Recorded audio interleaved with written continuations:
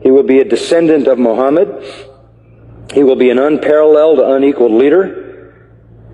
He will come out of a crisis of turmoil. He will take control of the world. He will establish a new world order. He will destroy all who resist him. He will invade many nations. He will make a 7-year peace treaty with the Jews. He will conquer Israel and massacre the Jews.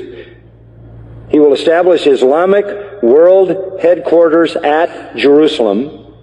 He will rule for 7 years, establish Islam as the only religion. He will come on a white horse with supernatural power. He will be loved by all people on earth. So Jesus will return. Yes, Muslims believe that Jesus will come again. They believe in the return of Jesus. Not the true Jesus. The Jesus of Islam, not God, didn't die, didn't rise, didn't provide a sacrifice for sin, but he does return.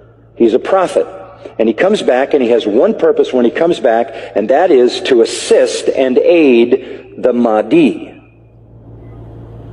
He returns, listen to this, as a radical Muslim. He comes back as a radical Muslim. He will arrive, by the way, at a minaret near Damascus. And he will come back holding the wings of 2 angels who flew him down to meet the gathering army of the Mahdi. In the east, the army of the black flags. Jesus, when he comes back, will pray to the Mahdi, who is greater than he. He will acknowledge the Mahdi as his Lord. He will make a pilgrimage to Mecca. He will worship Allah, and thus he will lead all Christians who will follow him to reject their notion of Jesus and accept the real Jesus, who is nothing but a prophet and a man. He will establish worldwide Sharia law. He will become the greatest Muslim evangelist, and he will be the final witness on the day of judgment against non-Muslims. Christians everywhere will affirm that they were wrong, that the gospel is wrong, the New Testament is wrong. He didn't die, he didn't rise, he isn't God, he isn't the Son of God. He himself will come back and point out how wrong we've been. He will correct all misinterpretations and all misrepresentations. Let me quote what their literature says. He will shatter crosses. That's metaphoric for the destruction of the church, a symbol of Christianity being placed in the church. He will kill pigs. He will abolish the tax on non-Muslims because there won't be any living non-Muslims. Can't tax dead people. And then he will do one more thing. He will kill the Islamic Antichrist. He will kill the Islamic Antichrist. Then he will die and be buried by Muhammad, but not until he has destroyed Christianity by revealing who he really is.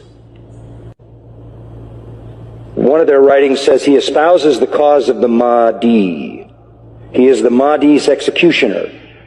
He is the Mahdi's enforcer. He is the Mahdi's prophet.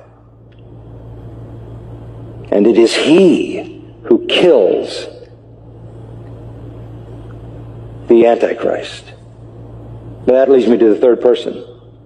The Antichrist will show up. The Muslims call him Dajjal. He is the great deceiver. He comes to earth on a mule, and he's blind in one eye. He is an infidel. He is a false miracle worker, this Antichrist, this Islamic Antichrist. But you know who he claims to be? He claims to be Jesus, the Son of God. He claims to be deity.